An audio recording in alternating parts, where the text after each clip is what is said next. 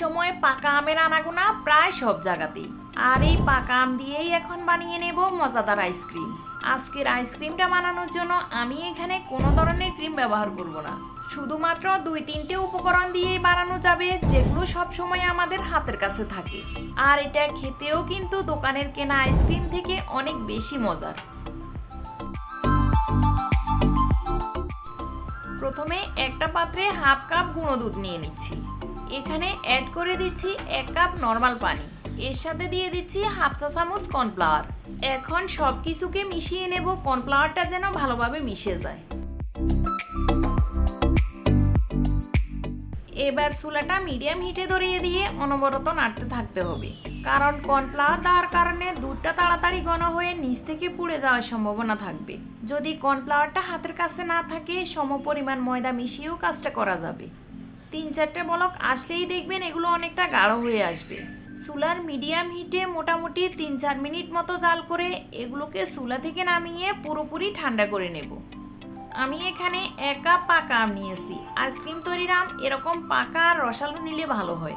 একটা ব্লান্ডার জারের মধ্যে প্রথমে আমি আম নিয়ে নিচ্ছি। ব্লান্ড করার সুবিধার্থে আমি প্রথমে আমগুলোকে ব্লান্ড করে নিব।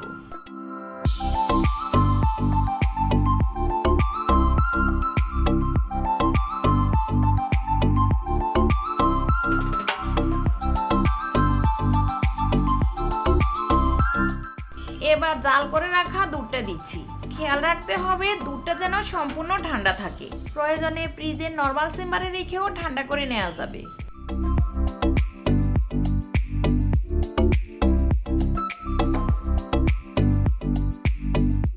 এবার দিয়ে দিচ্ছি কনডেন্স মিল্ক।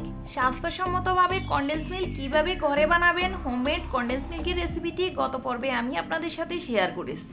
যারা এখনো না দেখে থাকেন, সুবিধা মতো দেখে নিতে পারেন। যে যেরকম মিষ্টি খেতে পছন্দ করেন সে বুঝে কনডেন্স মিল্কটা অ্যাড করবেন। আবারও সব কিছুকে ভালো করে ব্লান্ড করে নিব। সব কিছু ভালো করে ব্লান্ড করা হয়ে গেলে এখানে গুঁড়ো দুধ অ্যাড করে দিব হাফ কাপ। শেষের দিকে এই গুঁড়ো দুধটা মেশালে কিন্তু আইসক্রিমের মধ্যে একটা ক্রিমি স্বাদ আসবে।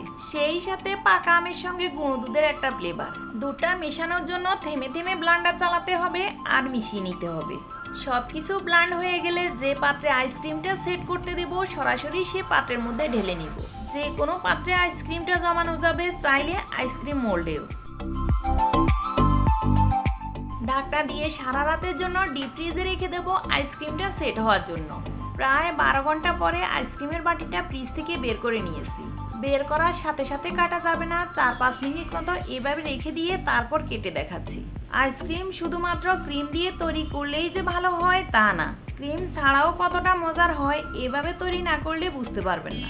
আশা করছি মজাদার এই আইসক্রিমটি বাসায় অবশ্যই ট্রাই করবেন আর আমাকে কমেন্ট সেকশনে লিখে জানাবেন। এপিসোডটি ভালো লাগলে চ্যানেলটি সাবস্ক্রাইব করবেন আর বেল বাটনটি অন করে রাখবেন পরবর্তী ভিডিওর নোটিফিকেশন সবার আগে পাওয়ার জন্য। আজ এখানেই বিদায় নিব, ভালো থাকবেন সবাই।